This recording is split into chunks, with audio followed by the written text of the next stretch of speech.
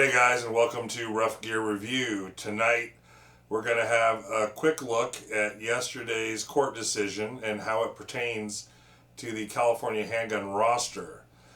Now this is going to be a fast video. We're not going to get too in depth. We're just going to real quickly go over what yesterday's decision means and to crush all your hopes and dreams. Sorry, it is what it is. So basically what happened yesterday was the judge ruled that 3 of the requirements to get a handgun on the California roster were unconstitutional. That is the magazine disconnect, the loaded chamber indicator, and microstamping. Now those are 3 of a few requirements to get a handgun on the California roster. He said those were unconstitutional and ruled that California basically has 14 more days to appeal his decision. He put a stay on his decision. Now, that has nothing to do with the roster at all. There's still a roster. It doesn't mean that in 14 days or 15 days, you can walk into a gun store and buy an off-roster handgun. There is still a roster. He only said that 3 of the requirements were unconstitutional. Now, of course, that is good news if California did not appeal the decision and his order goes into effect. That would mean that gun companies could submit their firearms to testing to be put on the roster. And how that works is you send 3 samples to a testing facility. There are only 2 in the country. After they test them, and that's firing and drop testing, then if they're successful, 1 of those firearms is sent to the California DOJ, and then they charge a fee and the gun goes on the roster. So our first pistol that went on the roster, that whole process was about 5 months long. So even if California does not appeal the decision and his order goes into effect, it is going to be some time before you see any new guns on the roster. Matter of fact, it's probably going to be a big cluster because if a lot of people start trying to put guns through, those 2 testing facilities will be backed up, so will the DOJ. It'll turn into a mess.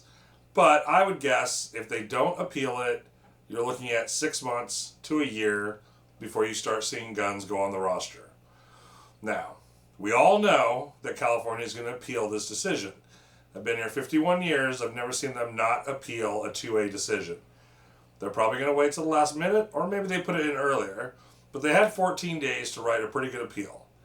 Now that appeal goes in, then we got to wait. It's another waiting game. And California is a lot of waiting games when it comes to fighting for Second Amendment rights.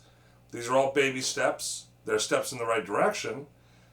It's a great ruling that he did, but it didn't change anything, and it certainly doesn't change anything overnight. So, no, you're not going to be able to go into a gun store in 15 days and buy off-roster handguns. No, the roster did not go away. The roster was not destroyed. This was not the nail in the coffin for the roster. It's all still in effect. These are just 3 requirements to put a gun on the roster. It is a big deal because microstamping is impossible. So with that gone, and if you got rid of the other 2 requirements, you're really just down to having a manual safety in order to get on the roster. So anyways, that is, in short, what happened yesterday. I'm sorry to crush your dreams and your fantasies that next week you were going to go buy an FNX 45 or whatever you want on the roster. But again, like I said, these are small steps and they're steps in the right direction.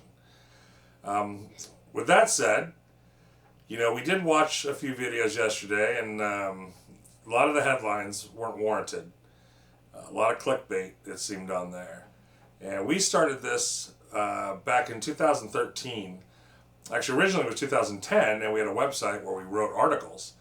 In 2013, we came onto YouTube and did videos.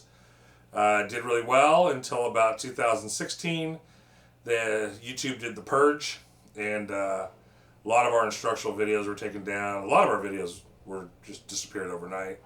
But when we were doing firearm reviews and stuff like this, we prided ourselves that we bought every single thing we ever reviewed. Nobody could tell us how to review something. We weren't in anyone's pocket. and the channel wasn't. I think at one point it was monetized, and then eventually we dropped that. That's the same thing I think we're going to do again. I think we'll restart this channel. I think about once a week we'll come on here and we'll have a 2A discussion or talk about a topic or, whatever's relevant. You guys can even leave in the comment section below what you'd like to see us talk about. But the channel, we don't get paid to be on here. It's not a monetized channel. You better not see any commercials on here. Don't have to wait halfway through the video for that second commercial to come on. This should be, just a free and honest platform. We will just tell you the hard truth, and you can watch the videos. You don't have to watch the videos. It doesn't make a difference to us because this is not how we make our living. But we'd like to be able to give you some honest information. One of my big pet peeves is a lot of the misinformation that spreads throughout the gun community here in California.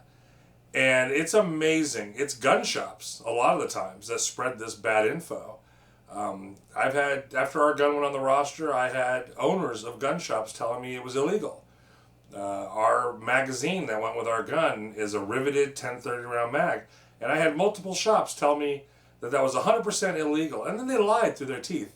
I talked to my local ATF agent. Well, the ATF doesn't care. It would be the DOJ that would care. And you didn't talk to your local DOJ agent anyways. Literally, the magazine is what is approved on our pistol and the only one that can come with our pistol. So it was amazing to see how much misinformation. And I know you as the general public, you're walking into a gun store and that's where you think you're going to get your info. And whatever they say, the guy behind the counter, you're going to believe because you assume they know. Truth is that a lot of them don't. And a lot of people have misinformation, and a lot of people just won't admit they don't know the answer. You ask them a question, they have no idea what they're talking about, but they're going to tell you their version or what they think as if it was the letter of the law. And unfortunately, a lot of times it's not. So I think we'll bring back the channel. It was funny looking back at some of the videos from 2013 and 14, and kind of dawned on me in 10 years, I think I've gained some weight. So I think tomorrow I'll start a diet. And we will see you guys next week when I'm 10 pounds lighter. And we'll talk about either whatever you guys suggest or we'll just bring our own topic. But thanks for watching. You guys have a good night.